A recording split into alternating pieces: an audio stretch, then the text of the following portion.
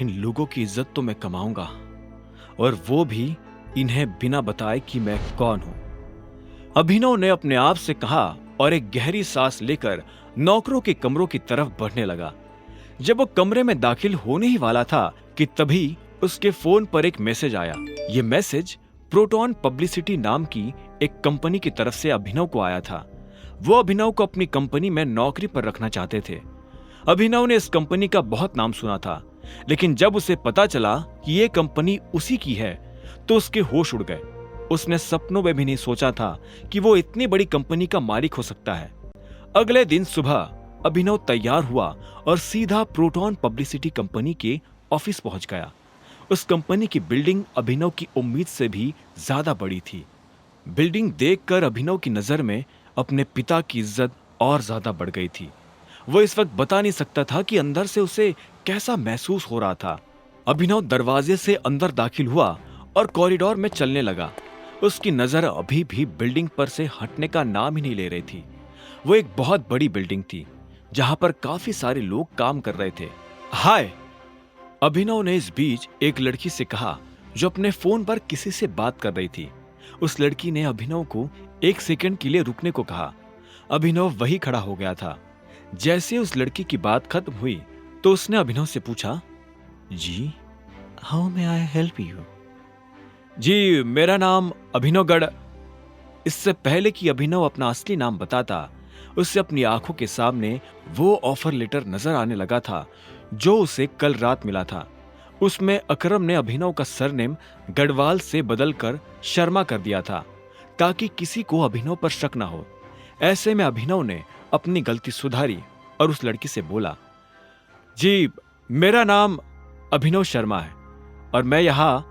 इससे पहले कि अभिनव अपनी बात पूरी कर पाता, उस लड़की ने अभिनव की बात बीच में काटी और बोली, अच्छा, तो तुम ही हो अभिनव शर्मा, न्यू ज्वाइनी, वो सेक्रेटरी वाले पोस्ट के लिए? हाँ जी, वो मैं ही हूँ। अभिनव ने मुस्कुराते हुए उस लड़की की बात का जवाब दिया। उस लड़की ने हाँ में सिर हिलाया और बोली, ठीक है, आप वहां से लिफ्ट ले लीजिए फॉर 10th फ्लोर। फिर लिफ्ट से बाहर निकलते ही राइट हैंड साइड पर पहला ऑफिस आप ही का है। यहाँ जितने भी सेक्रेटरीज काम करते हैं उनका ओवरऑल हेड आपको वहीं पर मिलेगा। अभिनव ने हाँ में सिर हिलाया और उस लड़की को थैंक यू बोलकर लिफ्ट की तरफ बढ़ने लगा। जब वो लिफ्ट की तरफ जा रहा था तो वहां काम करने वाले बाकी लोग उसे घूरते हुए देख रहे थे। अभिनव को समझ नहीं आ रहा था कि सारे लोग उसे इस तरह से घूर क्यों रहे हैं। कुछ देर के बाद जब लिफ्ट का दरवाजा खुला तो अभिनव 10वें माले पर पहुंच चुका था। जब वो लिफ्ट से बाहर आया तो इधर उधर देखने लगा तो उसने पाया कि एक भी आदमी कॉरिडोर में नहीं था। अभिनव को लगा कि क्योंकि इस फ्लोर पर सभी बड़े लोग बैठते हैं, शायद इस वजह से सब अपने अपने कामों में बिजी होंगे। अभिनव अपने राइट हैंड साइड पर बने कैबिन की तरफ बढ़ने लगा था। उसने कैबिन का दरवाजा खटखटाया, लेकिन उसे अंदर से कोई जवाब सुनाई नहीं दिया। उसने इस बार और जोर से दरवाजा खटखटाया, लेकिन अंदर से फिर से कोई जवाब नहीं आया। ये देख अभिनव हैरान हो गया। उसे समझ नहीं आ रहा था कि अंदर चल क्या रहा है। आखिर में जब दरवाजा नहीं खुला तो अभिनव ने खुद ही दरवाजा खोलने की ठानी और दरवाजा खोल दिया। जैसे ही उसने दरवाजा खोला और सामने जो चल रहा था वो देखा तो उसकी आंखों की पुतलियां जमीन पर गिर पड़ी।